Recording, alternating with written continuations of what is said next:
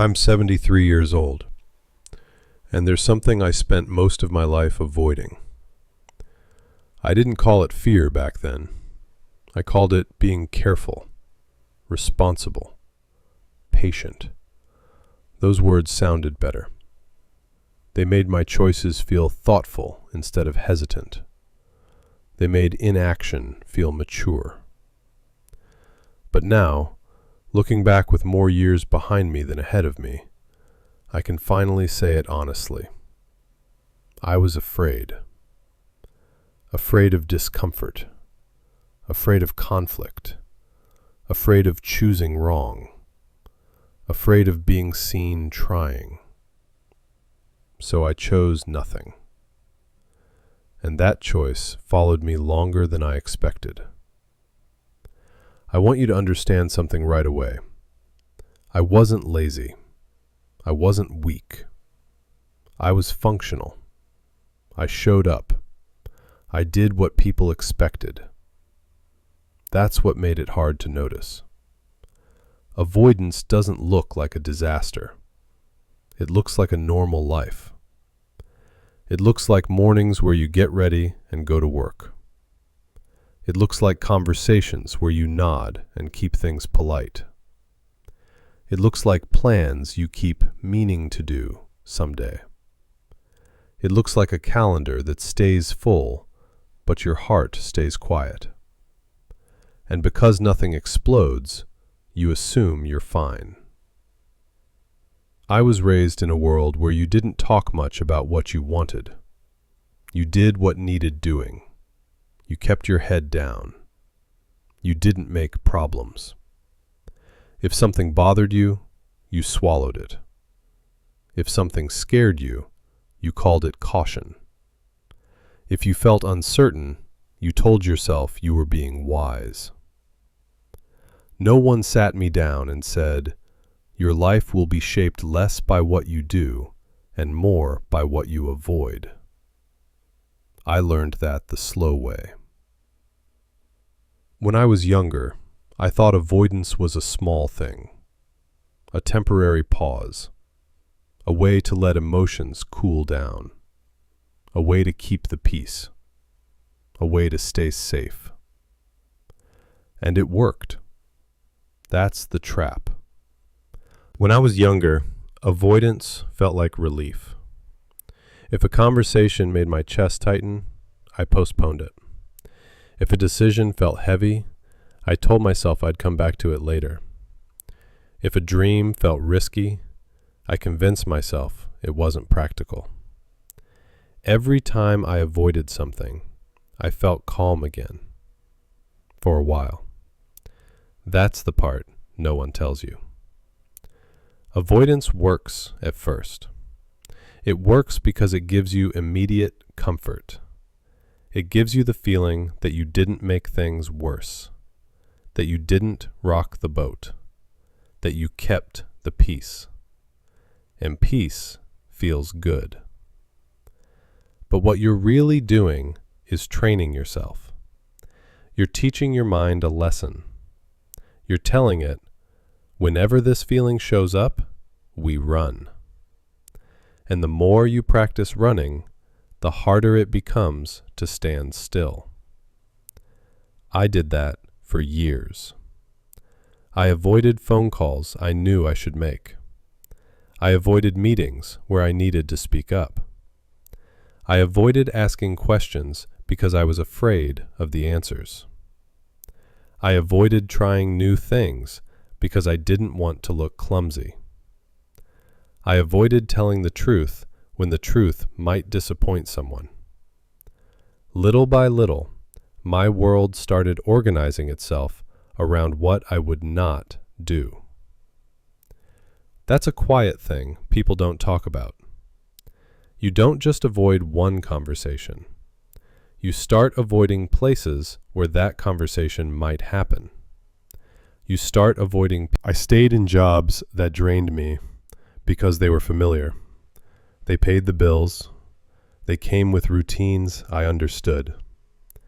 I told myself that was responsibility. And in a way, it was. But there's a difference between being responsible and being afraid to change. I stayed quiet in relationships because I didn't want to cause tension.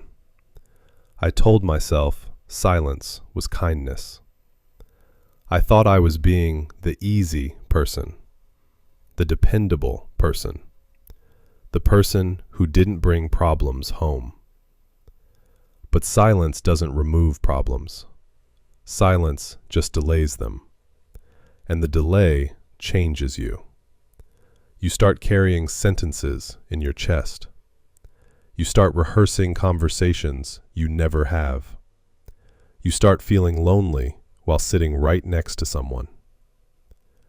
I stayed still when everything inside me said I should move, because moving meant risk. And nothing collapsed.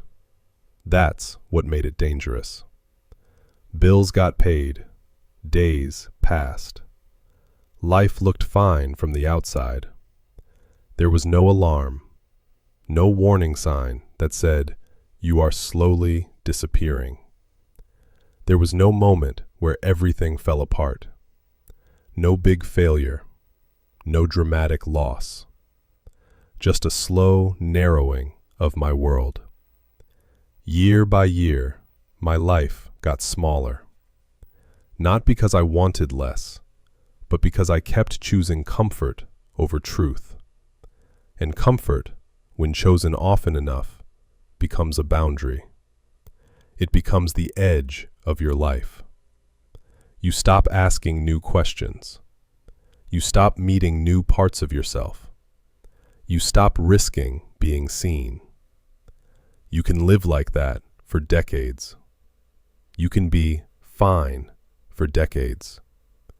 But fine is not the same as alive.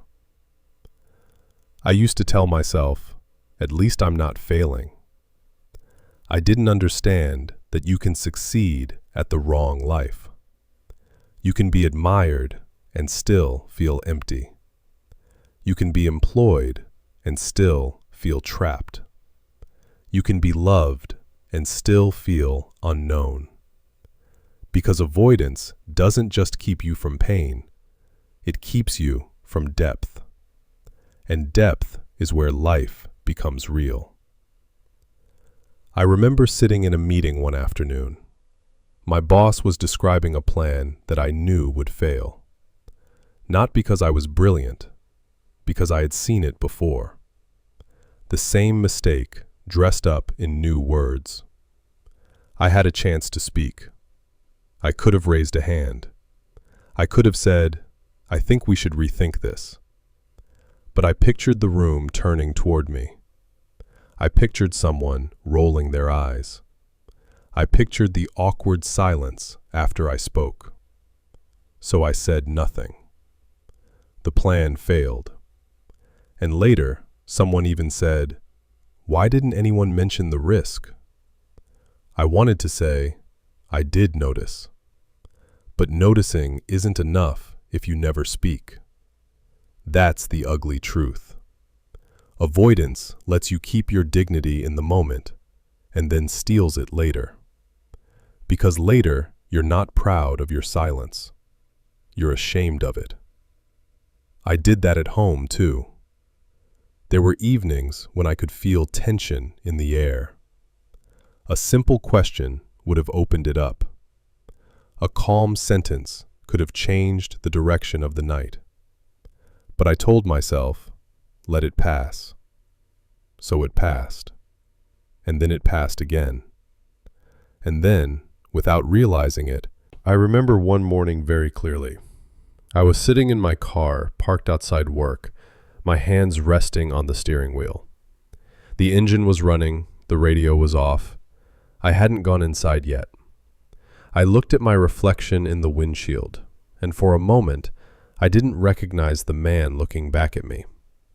He looked tired. Not physically, tired in a deeper way. Like someone who had been holding something in for a very long time.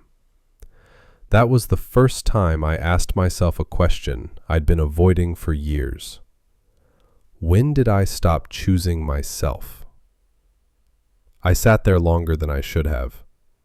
Cars pulled in and parked. People walked past. Nobody noticed me.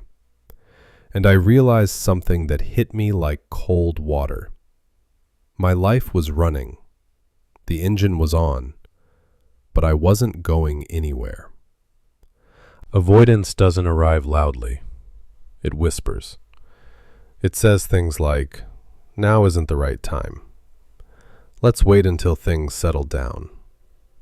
Other people have it worse. Don't be selfish. Just get through this week first." Those words sound reasonable. They sound mature. They even sound like wisdom. But they're not neutral. They shape your life. Every time you listen to them, you give them a little more power. And what's strange is, you often don't realize you're avoiding anything. You just feel busy. You just feel responsible. You just feel like there's always something more urgent. Avoidance loves urgency. It loves a packed schedule. It loves distractions. It loves anything that lets you say, "I'll deal with that later." Later is a very tempting word. Later feels harmless. But later is where important things go to fade. I used to tell myself I was being patient, that I was waiting for the right moment. I thought life would present a perfect opening, a calm day, a clear sign. It rarely does. Most of the moments that matter arrive ordinary. A chance to speak, a chance to choose, a chance to be honest. And because they're ordinary, you treat them like they can be repeated. Sometimes they can. Often they can't. Avoidance teaches you to trust time. But time is not something you can trust. Time doesn't make room for you. Time moves. And the only question is whether you move with it or stay behind. It took me years to understand this. Waiting doesn't protect you from consequences. Waiting is a consequence. Because while you wait, your life is being decided anyway. By habit, by fear, by what you don't say. So when you hear that whisper, "Not now," don't obey it automatically. Just pause. Ask one question. Is this wisdom? Or is this fear in sensible clothes? Fear is clever. It doesn't always feel like panic. Sometimes it feels like being above it. It feels like being the bigger person. It feels like being the calm one in the room. But sometimes the calm one is just the one who never speaks. I used to pride myself on being easy to be around. Low maintenance, not demanding. People liked that about me. But what they were really liking was that I didn't ask much of them. And I didn't ask much of life. That kind of peace is cheap. It costs you your voice. It costs you your needs. It costs you the parts of you that are meant to take up space. Here's a simple example. If someone crosses a line with you, a small line, and you say nothing, you feel relief. No confrontation, no awkwardness. But later you feel a different thing. You feel smaller. You feel a quiet anger, not at them, but at yourself. Because you know you let it happen. And then the next time, it happens again. Not because people are evil, because you trained them, and you trained yourself. The same thing happens with dreams. You tell yourself, "I'll start when things calm down." But things rarely calm down on their own. You have to choose. You have to make the space. You have to risk feeling foolish. You have to be a beginner. Avoidance protects your ego from being bruised, but it also protects you from growth. And growth is uncomfortable by design. That's why so many people live their whole life with a quiet sense of unfinished business. They weren't waiting for time. They were waiting for courage. And courage doesn't arrive as a gift. It arrives as a decision. A small one. Repeated. Until it becomes your new normal. I avoided speaking up because I didn't want to hurt anyone. What I didn't realize was that silence has a cost. Unspoken words don't disappear. They turn into distance, resentment, regret. I avoided conflict, and slowly, I avoided closeness too. You can't build intimacy while constantly holding yourself back. A relationship can survive a hard conversation. What it can't survive forever is a person who is never fully there. I used to think love meant keeping things smooth. No arguments, no tension, no uncomfortable truths. But love isn't smooth. Love is honest. Love is saying, this is what I need. This is what hurt me. This is what I'm afraid of. And when you don't say those things, you don't avoid pain. You store it. And stored pain leaks out in other ways.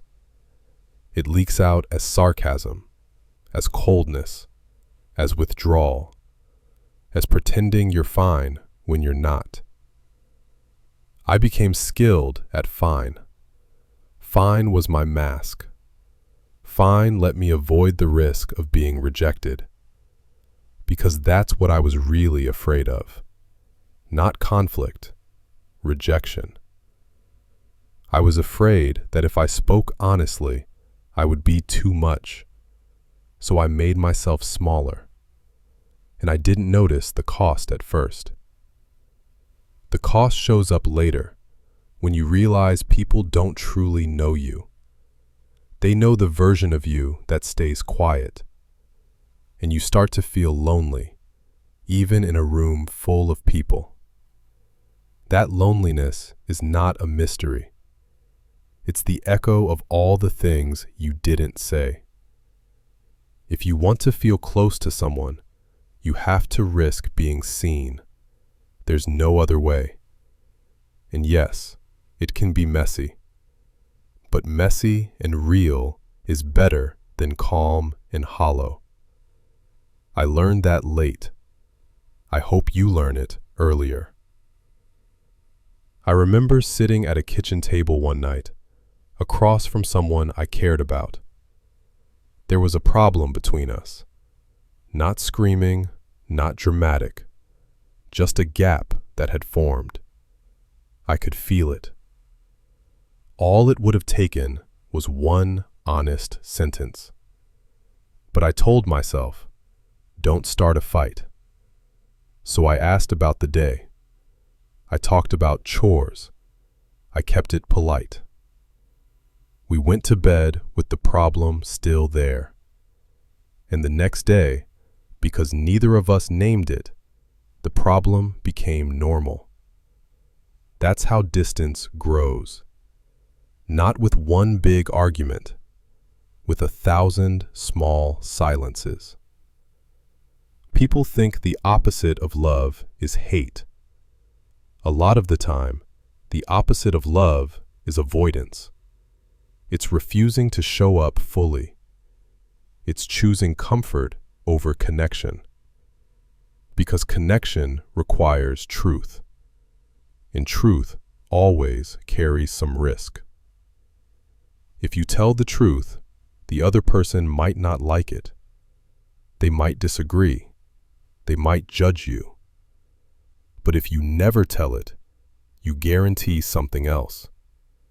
You guarantee that you will be unknown.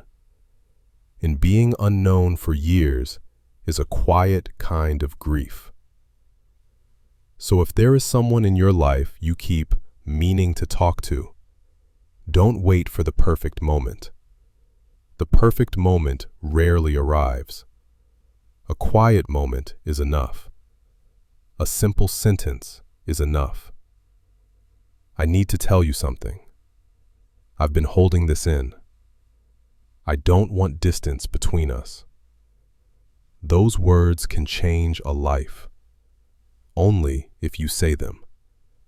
Only if you stop avoiding them. I avoided changing paths because I wanted security. Security felt responsible. It felt like adulthood. I told myself, dreams are for people who can afford mistakes. So I stayed. But security without meaning feels empty. Days start blending together. You stop feeling present. You stop feeling proud of yourself. Not because you failed, but because you never tried. There's a particular kind of sadness in that. Not loud, just heavy. I used to come home and sit down and feel nothing. Not sadness, just numbness. Like I had spent my whole day walking in shoes that didn't fit, and by the time I took them off, I couldn't even feel my feet anymore. That numbness is what happens when you live too long in a life you didn't choose. A life you settled into. Because settling is quieter than failing, and it makes you look stable. But stability without joy is a cage. I avoided risk because I wanted to feel safe. But safety became a prison. Comfort can be a very quiet prison. People think prison looks like suffering, but for many of us, it looks like routine. It looks like knowing what's coming next. It looks like a paycheck. It looks like a life that isn't terrible. So you keep going. You tell yourself, this is fine. I'm lucky. This is what adults do. And then one day, you realize you've been performing your own life instead of living it. You can do that for years. You can do it so long that you forget what wanting feels like. And that's when time starts feeling strange. Not fast, heavy. Because you realize you've been spending it without being there for it. That's what I regret. Not the hard days, the absent ones. I'm not saying everyone should quit their job tomorrow. I'm not saying you should burn your life down. I'm saying you should tell the truth about what you're doing. If you're staying somewhere because you love it, that's fine. If you're staying because you're afraid, admit it. Because fear has a way of pretending it's wisdom. It says, be grateful. Don't complain. Other people have it worse. Those sentences can be true and still be used as chains. Gratitude is good, but gratitude should not be a muzzle. You can be grateful for what you have and still want more for your life. You can respect your responsibilities and still refuse to disappear inside them. I had responsibilities. I had bills. I had people depending on me. But I also had a self. And I treated that self like it didn't matter. I treated my desires like childish things that needed to be put away. The cost of that is not just regret. It's the slow erosion of your spirit. You start waking up with no excitement. You start going through motions. You start living on autopilot. You can do that for years and call it stability. But deep down, you know. You know when you are alive, and you know when you are merely functioning. If you're merely functioning, you don't need motivation. You need honesty. Honesty about the small changes you're avoiding. The phone call, the application, the conversation, the first step. Because your life rarely changes in a dramatic moment. It changes when you finally stop postponing what you already know. Before I go, I want to leave you with something simple. You don't need to fix your whole life this week. You don't need a perfect plan. You don't need perfect words. You don't need to become fearless. You just need one honest step. Because avoidance doesn't usually end with a dramatic moment. It ends quietly. It ends the first time you stop negotiating with the truth. The first time you say, "I've been putting this off." The first time you admit, "I'm scared." The first time you do the thing you've been rehearsing in your head for months. That's where a different life begins. Not in a burst of motivation, in one small act of honesty. If there is someone you need to speak to, don't wait for a perfect opening. A quiet moment is enough. If there is a decision you've been delaying, don't wait until it feels easy. Choose a small action that moves you forward. If there is something you've been ignoring in your health, your home, your work, or your spirit, don't wait until it becomes urgent. Urgency is expensive. A calm decision now is cheaper than a crisis later. I've learned a lot of lessons in my life, but this one stands above the rest. Discomfort passes. Regret stays. Discomfort is a wave. It rises, it shakes you, and it fades. Regret sits down beside you. It becomes a quiet companion you never invited. And if you let it, it will follow you for years. So if you're listening to this and you feel that tightness in your chest, that quiet knowing, don't push it away. That feeling is not your enemy. It's your compass. Tonight, ask yourself one question. What have I been avoiding? The first honest answer that comes to you, that's your doorway. Walk toward it. Not fast, just forward. One honest step, then another. That's how you reclaim your life.